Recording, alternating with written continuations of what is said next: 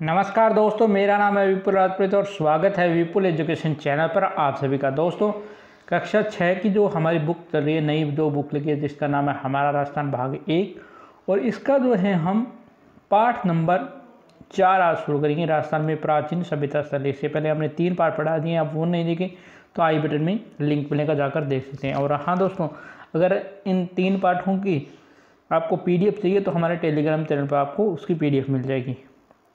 चलिए आज का पाठ शुरू करते हैं। तो देखिए, मानव जब स्वयं के बारे में सोचना छोड़कर दूसरों के बारे में सोचना शुरू करता है तब वह समूह में रहकर कार्य प्रारंभ करता है। यानी जब इंसान जो है अपने बारे में सोचना छोड़कर दूसरों के बारे में सोचता है तब वह ग्रुप में काम करता है।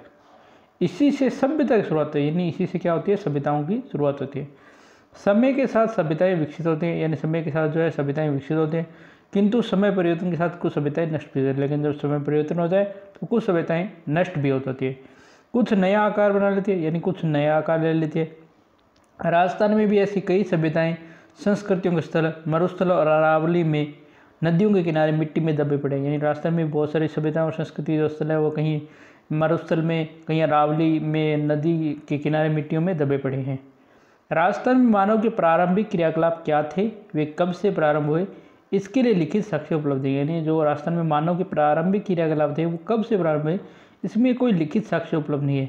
जिस काल का लिखित इतिहास उपलब्ध नहीं होता उसके बारे में उत्खनन से प्राप्त सामग्री का आधार पर जान सकता है। यानी जिस कोई काल के बारे में कोई भी लिखित इतिहास नहीं होता है तो उसमें क्या, वहाँ पर उत्खनन यानी खुदाई करके और वहाँ से जो प्राप्त सामग्री है उसके आधार पर जाना जा सकते हैं। उत्खनन से प्राप्त हुए प्राचीनतम साक्ष्यों में आवास स्थल, लकड़ी, अनाज, हड्डी और पत्थरों के अस्त्र शस्त्र प्रमुख उपकरण। यानी जो उत्खनन से प्राप्त जो प्राचीन साक्ष्य में क्या होंगे, या तो मकान निकलेंगे, या कोई स्थल निकलेगा, या लकड़ी निकलेगी, या अनाज निकलेगा, या हड्डी टुकड़े, या पत्थरों के जो अस्त्र शस्त्र उपकरण ये निकलते हैं, ये प्रमुख होते हैं। क्योंकि प्राप्त उपकरणों में पत्थरों के उपकरणों की संख्या अधिक है, अतः प्रारंभिक युग को प्रस्तर युग है। यानी जो प्राप्त उपकरण जितने भी हैं उनमें पत्थर के जो उपकरण हैं उनकी संख्या ज़्यादा है, इसलिए इसको कहा जाता है कि ये जो प्रारंभिक युग है ये पत्थर युग होगा। प्रस्तर युग में मानव अपनी आवश्यकता की पूर्ति के लिए जानवरों का शिकार करता है। यानी जो प्रस्तर युग था, पत्थर का युग था, उसमें मानव के अपनी आवश्यकता की पूर्ति के लिए जानवरों का शिकार करता था, अथवा जंगल से कंदमूल एकत्र कर अपना पेट भरता है। या जंगल से जो कंदमूल है, ये जो फल वगैरह है वो लाकर अपना पेट भरता था। उसने लकड़ी, गंडासा, छुरा जैसे उपकरण बनाए। यानी पत्थर से जो है लकड़ी बनाई, उससे गंडासा, छुरा जैसे उपकरण उसने बनाई। मानचित्र 4.1 को देखिए कि जानिए कि राजस्थान में प्रस्तर युग के ये उपकरण मुख्यतः बनास, गंभीरी, बेड़च और चंबल नदियों की घाटियों और सरासर में बहुत सारे मिले। यानी जो ये हम मानचित्र देख रहे हैं उसमें प्रस्तर युग की जो उपकरण है मुख्यतः जो बनास नदी है, गंभीरी, बेड़च और चंबल नदी की जो घाटियाँ हैं और जो सैलासर है, जो पत्थर के जो आश्रय स्थल है वहाँ पर मिले हैं। प्रस्तर युग के बाद ताम्र कांस्य काल है। यानी प्रस्तर युग के बाद तांबे और कांस्य का काल है, और उसके पश्चात लोहा युग की अवशेष प्राप्त हुई। यानी उसके बाद लोहा युग था। हम पूर्व में पढ़ते हैं कि मानव शिकार से पशुपालन और कृषि कार्य कर रहा है। यानी पहले मानव शिकार करता था, उसके बाद उसने पशु पाले, उसके बाद वह खेती करने लगा। पत्थर के स्थान पर उसने धातु के उपकरण बनाने प्रारंभ किए। यानी पत्थर के स्थान पर उसने क्या किया, धातु के जो उपकरण थे वो बनाने प्रारंभ किए। धातुओं में भी सर्वप्रथम तांबे का उपयोग प्रारंभ किया। यानी जो धातु है इसमें भी उसने सबसे पहले किया, तांबे का उपयोग प्रारंभ किया। राजस्थान में ताम्र सभ्यता के अवशेष कालीबंगा, गणेश्वर, आहड़ आदि क्षेत्रों में। यानी जो राजस्थान में ताम्र सभ्यता इसके जो अवशेष है वो कालीबंगा, गणेश्वर, आहड़ आदि क्षेत्रों से जो है प्राप्त हुए। ठीक है, अब देखो यहाँ पर चित्र 4.1 जो है ये कालीबंगा सभ्यता अवशेष है। ठीक है, और ये मानचित्र है 4.1 का। ठीक है, इसमें देखो अलग अलग सभ्यता स्थल दिखा रखे हैं, जैसे पीलीबंगा, कालीबंगा, रंगमहल, बड़ापोल, शांति, सोनारी, गणेश्वर, बेराठ, दर, रेंड, नगर, नगरी, आहड़, गिलुंड, बागोर, तिलवाड़ा। देखो यहाँ पर सोंथी जो है बीकानेर से संबंधित है। हम इसको देखो मैं आपको दिखा देता हूँ कौन से कहाँ से संबंधित है। हाँ देखो, बीकानेर से सोंथी का संबंध है। ये जो बड़ा पोल है इसका संबंध हनुमानगढ़ से रंगमहल और पीलीबंगा का संबंध गंगानगर से दिया गया। हनुमानगढ़ का संबंध फिर कालीबंगा से भी दिया गया है। इसके अलावा तो झुंझुनू है, इसका संबंध सोनारी से, सिक्कर से गणेश्वर का, अलवर से जयपुर से जो है वो बैराट का संबंध है। भरतपुर से दर सभ्यता का संबंध है। ये इस प्रकार आप देख रहे हो। तिलवाड़ा से बाड़मेर का संबंध है। ये हमने अलग अलग आपको दिखा दी। इसी प्रकार आप देखोगे जो आपके भीलवाड़ा से बागोर सभ्यता, राजसमंद से गिलूण सभ्यता, उदयपुर से आहड़ सभ्यता, और इधर देखो आप चित्तौड़गढ़ से जो आपके नगरी जो नगरी है चित्तौड़गढ़ से जब है, ठीक है। तो इस प्रकार हमने आपको अलग, और ये ट्रेंड जो है वो टोंक से, ये सभ्यता स्थल दिखाए गए हैं। अब सबसे पहले हम बात करेंगे कालीबंगा सभ्यता की। तो देखो कालीबंगा राजस्थान में द्वेषदती और सरस्वती नदी की घाटी में पुराविद अमलानंद घोष ने करीब 2 दर्जन पुरास्थलों की खोज की। यानी राजस्थान में जो सरस्वती, ये द्वेषदती और सरस्वती नदी की जो घाटी है उसमें जो पुरातत्व विभाग के पुराविद है अमलानंद घोष, उन्होंने करीब 2 दर्जन पुरास्थलों की यानी प्राचीन स्थलों की खोज की। इनमें हनुमानगढ़ जिले में घग्गर नदी किनारे से कालीबंगा प्रमुख है। यानी हनुमानगढ़ जिले में जो घग्गर नदी किनारे जो कालीबंगा स्थल है वो प्रमुख है। बाद में डॉक्टर बीबी लाल और बीके थापर के निर्देशन में यहाँ खुदाई, यानी बाद में जो है डॉक्टर बीबी लाल और बीके थापर के निर्देशन में यहाँ पर खुदाई की गई। खुदाई में हमें यहाँ सिंधु सरस्वती सभ्यता काल का एक नगर मिलता है। यानी जो खुदाई की गई उसमें जो सिंधु सरस्वती सभ्यता काल का एक नगर मिला, जिसके मकानों में ईंटों का प्रयोग है। यानी ये जो नगर मिला है इसकी जो मकान है इसमें ईंटों का प्रयोग है। मकान में 4-5 बड़े तथा कुल कुछ छोटे कमरे होते हैं। यानी इस मकान में जो है 4-5 बड़े और कुछ छोटे कमरे होते थे। बस्ती के गंदे पानी के निकास के लिए लकड़ी व ईंटों की नालियाँ बनी। यानी जो बस्ती का गंदा जो पानी होता है उसके बाहर निकलने के लिए लकड़ी की और ईंटों की जो है नालियाँ बनी हुई है। यहाँ चबूतरे भी मिले, यानी यहाँ पर कुछ चबूतरे मिले जिस पर अग्निकुंड यानी अग्नि वेदिकाएँ जो यज्ञ वेदिकाएँ होती है वो बनी हुई है। संभवतः यह धार्मिक कार्यों हेतु प्रयुक्त होती थी, यानी धार्मिक कार्यों के लिए ये प्रयुक्त होती थी। दूसरे टीले के उत्खनन में एक दुर्ग के अवशेष मिले। यानी जो दूसरा टीला है उसका जब खुदाई की गई तो वहाँ पर एक दुर्ग या गढ़ जिसे कहते हैं या किले के अवशेष मिले। कालीबंगा की नगर योजना सिंधु सरस्वती सभ्यता नगर योजना के समरूप दिखाई देती है। यानी जो कालीबंगा की जो नगर योजना है वो सिंधु सरस्वती सभ्यता की नगर योजना के समान दिखाई देती है। इस क्षेत्र में नगर की प्राचीर के बाहर जुती हुई और कृषि भूमि के साथ, यानी इस नगर की प्राचीर के बाहर जो है जुती हुई और खेती की भूमि के साक्ष्य मिले। खुदाई में हमें गाय के मुख वाले प्याले, यानी गाय का मुख जैसे होता है वैसे प्याले मिले हैं। तांबे के बैल मिले हैं। कांस्य का यहाँ दर्पण मिला है। हाथी दांत का यहाँ कंगा मिला है। मिट्टी के बर्तन मिले। इसके अलावा कांस की मणियाँ, खिलौने आदि बहुत सारे यहाँ से प्राप्त हुए। कालांतर में नदियों का पानी सूखने और मरुस्थल के बढ़ने से ये समृद्ध बस्ती उजड़ गई। यानी कालांतर में क्या होगा, नदियों का पानी सूख गया और रेगिस्तान के विस्तार होने से ये जो समृद्ध बस्ती थी कालीबंगा ये उजड़ गई। इसके बाद हम बात करते हैं आघाटपुर या आहड़ की। उदयपुर के पूर्व में आहड़ यानी बेड़थ नदी के किनारे 2 टीले दिखाई देते हैं जिसको स्थानीय लोग धौलकोट कहते हैं। यानी उदयपुर के पूर्व में जो बेड़थ नदी है जिसके किनारे 2 टीले दिखाई देते हैं जिसको स्थानीय लोग धौलकोट कहते हैं। यह बस्ती पहले ताम्रवती या तांबावती के नाम से जाना, यानी पहले इसको ताम्रवती कहते थे। ऐसा प्रतीत होता है कि तांबे के औजार के निर्माण का केंद्र होने से ये नाम पड़ा। यानी यहाँ पर क्या तांबे के औजारों का निर्माण केंद्र था इसलिए इसका ये नाम पड़ा। 10वीं या 11वीं शताब्दी में इसे आघाटपुर के नाम से जाना, इसे 10वीं 11वीं शताब्दी में इसका नाम आघाटपुर था।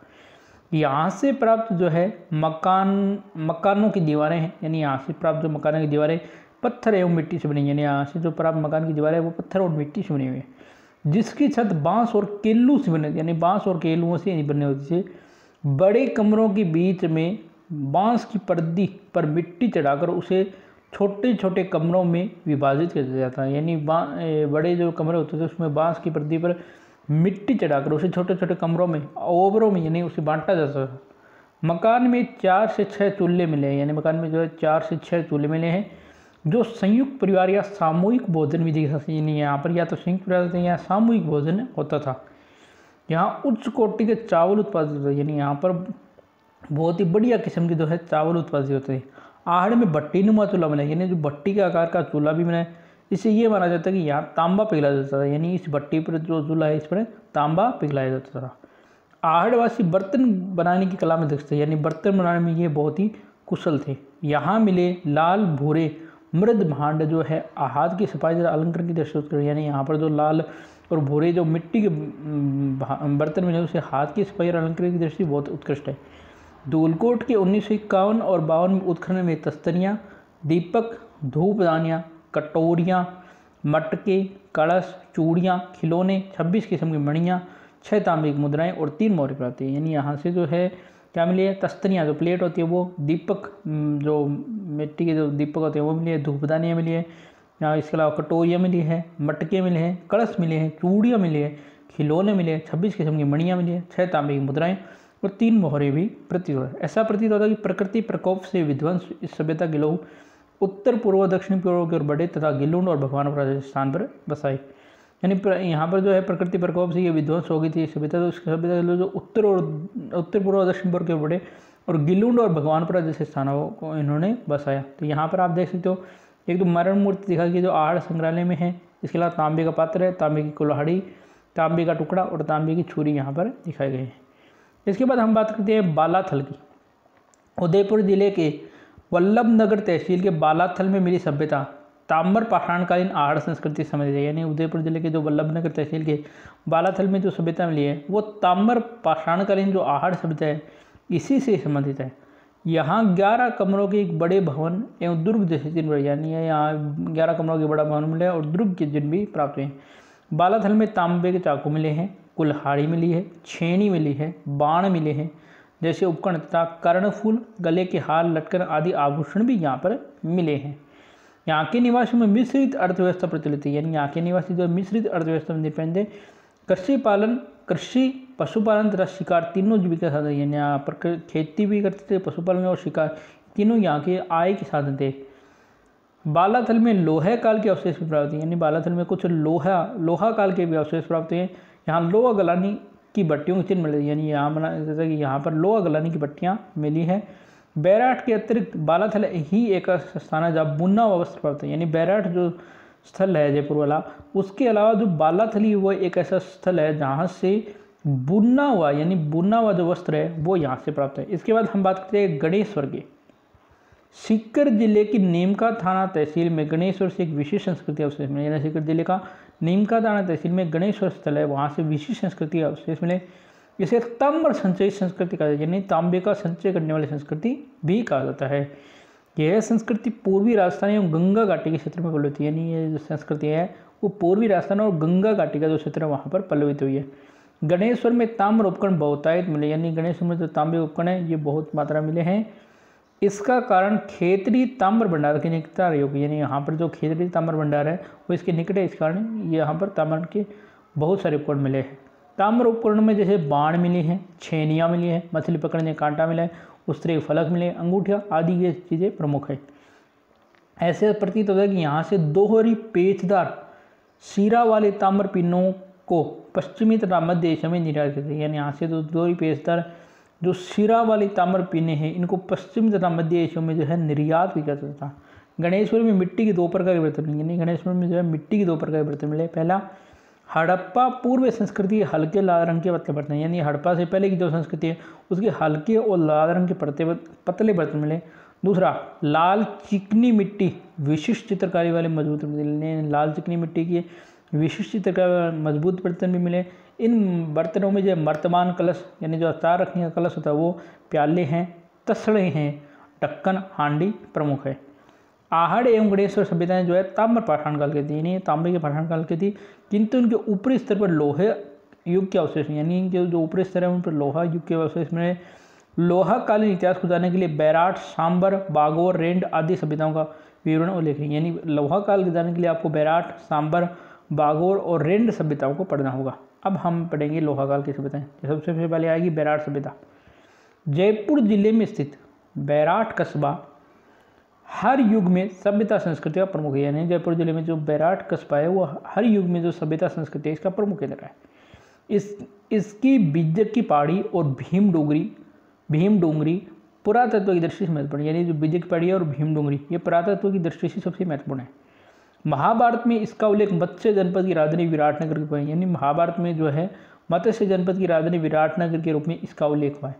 जहाँ जो पांडव है उन्होंने अपना एक साल का जो अज्ञातवास है वो अंतिम दिन यहाँ पर व्यतीत किए थे। मौर्य काल में भी ये प्रमुख केंद्र था। यानी जो बैराट है ये मौर्य काल का भी प्रमुख केंद्र था। यहाँ अशोक के 2 स्तंभ लेख यानी एक तो भावरू या बैराट एवं बौद्ध मठ के अवशेष यहाँ से प्राप्त, यानी अशोक के 2 स्तंभ भाबरू और बैराट का शिलालेख और बौद्ध मठ के अवशेष यहाँ से प्राप्त हुए। यहाँ एक कमरे में 36 चांदी की मुद्राएं, यानी एक कमरे से यहाँ 36 चांदी की मुद्राएं मिली है, जिनमें 8 तो जो पंचमार्क है और 28 जो है भारतीय यूनानी शासकों की है। खुदाई में स्वास्तिक चिन्ह मिला है। इसके अलावा त्रिरत्न चक्र के चिन्ह भी यहाँ से मिले, अलंकृत घड़े मिले हैं, दीपक मिला है, नाश्ता व पक्षी मिला है, पत्थर की संदूक मिले, लोहे के किले एवं हाथ से बना वस्त्र भी मिला है। उपयुक्त स्थानों के अतिरिक्त राजस्थान में भीलवाड़ा जिले के बागोर, ओजियाना, जयपुर जिले में स्थित सांबर, जोधपुरा, टोंक जिले में स्थित नगर, रैंड, चित्तौड़गढ़ में नगरी, भरतपुर में नोहर, जालौर में भीनमाल, राजसमंद में पचमाता, गिल्लूड आदि स्थल पाषाण, ताम्र पाषाण तथा ताम्र लोहे काल की संस्कृति को प्रकट करते हैं। तो यहाँ पर हमारा जो पाठ है वो कंप्लीट हो चुका है। चलिए प्रश्नोत्तर देख लेते हैं। निम्न में से किस जिले में कालीबंगा स्थित है? तो निम्न में से किस जिले में कालीबंगा स्थित है? तो बै हनुमानगढ़ में। अशोक का भाबरू शिलालेख निम्न में से कहाँ प्राप्त हुआ? तो बैराठ में। अगला प्रश्न पूछा गया कि सीकर जिले का नीमका थाना तहसील में खालिस्तान से एक विशेष संस्कृति प्राप्त हुई है। तो उत्तर आएगा गणेश्वर। आहड़ बस्ती प्राचीन काल में नगरी से जानी जाती है, ताम्रवर्ती नगरी। राजस्थान में किन्हीं 2 ताम्र पाषाणकालीन स्थलों के नाम लिखो, कालीबंगा और आपके आहड़। बालास्थल सभ्यता के अवशेष किस जिले से प्राप्त हुए? उदयपुर से। आहड़ सभ्यता किस नदी के किनारे विकसित हुई? बेडस नदी के।